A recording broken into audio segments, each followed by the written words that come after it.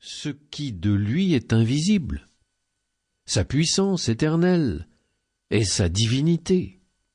Ils n'ont donc pas d'excuse, puisque, malgré leur connaissance de Dieu, ils ne lui ont pas rendu la gloire et l'action de grâce que l'on doit à Dieu. Ils se sont laissés aller à des raisonnements sans valeur, et les ténèbres ont rempli leur cœur, privés d'intelligence. Ces soi-disant sages sont devenus fous. Ils ont échangé la gloire du Dieu impérissable contre des idoles représentant l'être humain périssable, ou bien des volatiles, des quadrupèdes et des reptiles. Voilà pourquoi, à cause des convoitises de leur cœur, Dieu les a livrés à l'impureté, de sorte qu'ils déshonorent eux-mêmes leur corps. Ils ont échangé la vérité de Dieu contre le mensonge. Ils ont vénéré la création et lui ont rendu un culte plutôt qu'à son Créateur, lui qui est béni éternellement. Amen. C'est pourquoi Dieu les a livrés à des passions déshonorantes. Chez eux, les femmes ont échangé les rapports naturels pour des rapports contre nature. De même, les hommes ont abandonné les rapports naturels avec les femmes pour brûler de désir les uns pour les autres. Les hommes font avec les hommes des choses infâmes, et ils reçoivent en retour dans leur propre personne le salaire dû à leur égarement. Et comme ils n'ont pas jugé bon de garder la vraie connaissance de Dieu, Dieu les a livrés à une façon de penser dépourvue de jugement. Ils font ce qui est inconvenant, ils sont remplis de toutes sortes d'injustices, de perversité, de soif de posséder, de méchanceté, ne respirant que jalousie, meurtre, rivalité, ruse, dépravation. Ils sont détracteurs, médisants, ennemis de Dieu, insolents, orgueilleux, fanfarons, ingénieux à faire le mal, révoltés contre leurs parents.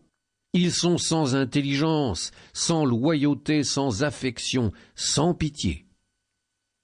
Ils savent bien que d'après le juste décret de Dieu, ceux qui font de telles choses méritent la mort. Et eux, non seulement ils les font, mais encore ils approuvent ceux qui les font.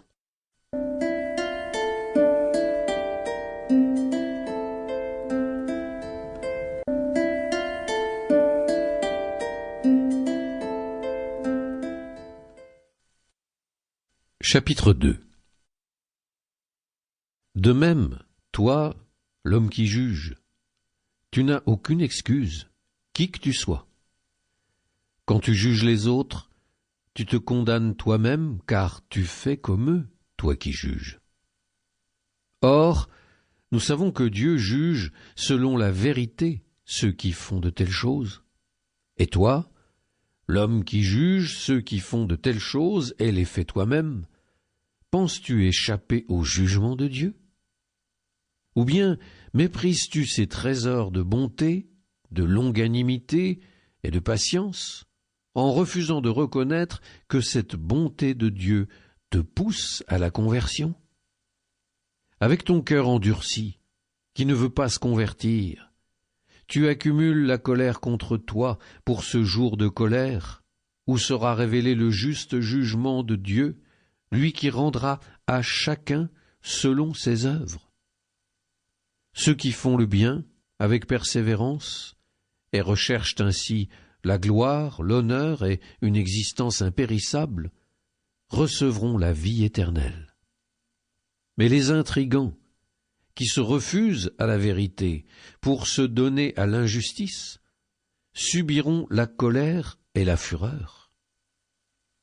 Oui, détresse et angoisse pour tout homme qui commet le mal, le juif d'abord et le païen. Mais gloire, honneur et paix pour quiconque fait le bien, le juif d'abord et le païen. Car Dieu est impartial. En effet, tous ceux qui ont péché sans la loi de Moïse périront aussi sans la loi. Et tous ceux qui ont péché en ayant la loi seront jugés au moyen de la loi. Pour continuer à écouter ce livre audio gratuitement, cliquez sur le lien dans la description et vous pourrez l'écouter en entier sans frais grâce à l'essai de 30 jours d'Audible.